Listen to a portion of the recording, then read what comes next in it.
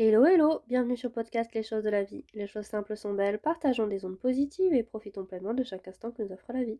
J'espère que mon contenu te plaira et je te dis à très vite. Chaque âge de la vie apporte son lot de transformations, parfois profondes, et pourtant, malgré ces changements, on continue la plupart du temps à se reconnaître soi-même. Aujourd'hui, j'ai envie de parler de ce fil invisible qui nous traverse à travers les âges. Le corps change, les priorités évoluent, les centres d'intérêt se transforment, souvent radicalement entre 20 ans et 60 ans. Et pourtant, la plupart des gens, en vieillissant, continuent à se sentir eux-mêmes malgré ces transformations profondes. Cette continuité ressentie, malgré le changement réel, est l'une des grandes énigmes de l'identité. Par exemple, quelqu'un qui se retourne sur sa vie à 60 ans peut avoir du mal à se reconnaître sur certains points précis dans la personne qu'il était à 20 ans.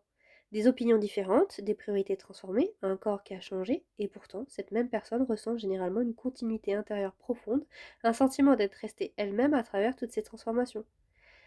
Un des pièges du vieillissement consiste à vouloir à tout prix rester fidèle à une image de soi figée à un moment précis de sa vie. Souvent, la jeunesse, en refusant d'intégrer les évolutions naturelles qui accompagnent l'âge. Ce refus de changement peut paradoxalement créer de véritables souffrances identitaires en maintenant un décalage constant entre l'image qu'on veut garder de soi et la réalité de ce qu'on est devenu.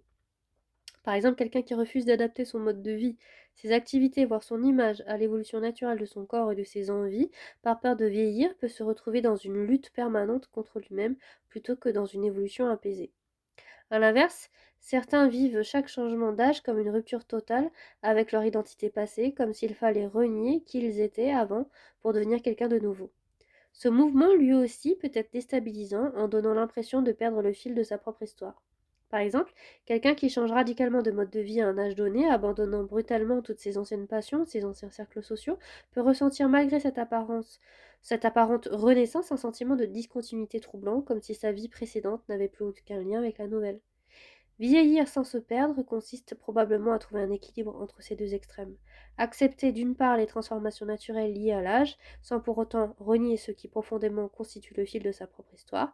Ce fil souvent ne se trouve pas dans les activités précises qu'on pratique, mais dans certaines valeurs, certaines curiosités, certaines façons d'être au monde qui, elles, traversent les âges sans jamais vraiment disparaître. Quelqu'un ayant toujours été curieux des autres et du monde dans sa jeunesse, à travers les voyages, plus tard, à travers la lecture ou les rencontres, continue d'exprimer cette même curiosité fondamentale, simplement sous des formes différentes selon les contraintes de chaque âge. C'est cette continuité de fond, plutôt que de continuité des activités précises, qui permet de se reconnaître encore et toujours à travers la transformation du temps. Qu'est-ce qui, chez vous, est resté profondément identique malgré toutes les transformations que vous avez traversées au fil des âges? Vieillir, ce n'est pas nécessairement se perdre, c'est parfois simplement continuer à exprimer sous des formes nouvelles ce qui nous constitue vraiment depuis toujours. Je vous remercie d'avoir écouté mon podcast, je vous dis à très bientôt pour un nouvel épisode et en attendant, prenez bien soin de vous.